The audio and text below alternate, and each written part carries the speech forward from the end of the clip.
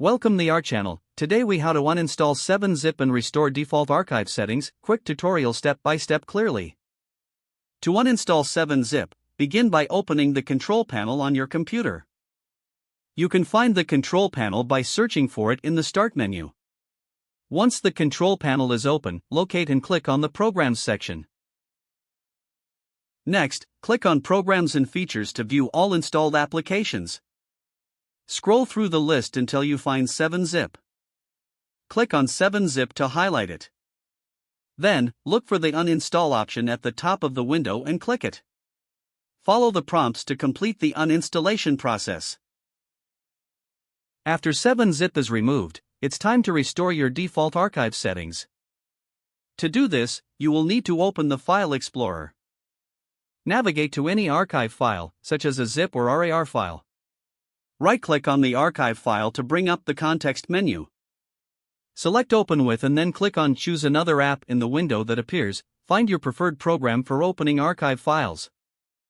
Make sure to check the box that says Always use this app to open .zip files. Then, click OK to save the changes. Repeat the process for any other archive file types you may need to restore. And that's it. You have successfully uninstalled 7-zip and restored your default archive settings. If the page does not load, refresh the browser or try again in a private or incognito window. Make sure you are using the correct email address, then retype it carefully to avoid small typos. If your password is not accepted, use the Reset option and create a new strong password you can remember. Check your spam folder for verification or security emails, then complete any requested confirmation steps. Enable two-factor authentication if available to improve account security and reduce unauthorized access risk. After signing in, review your profile details so your contact information and settings are accurate and current. If you see an error message, note it down and try again after restarting your device and internet connection. Log out when you finish, especially on shared devices, to keep your account and payment information secure.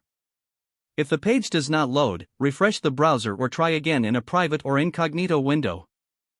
Make sure you are using the correct email address, then retype it carefully to avoid small typos. If your password is not accepted, use the Reset option and create a new strong password you can remember. Don't forget to like this video and subscribe to our channel for more step-by-step tech guides.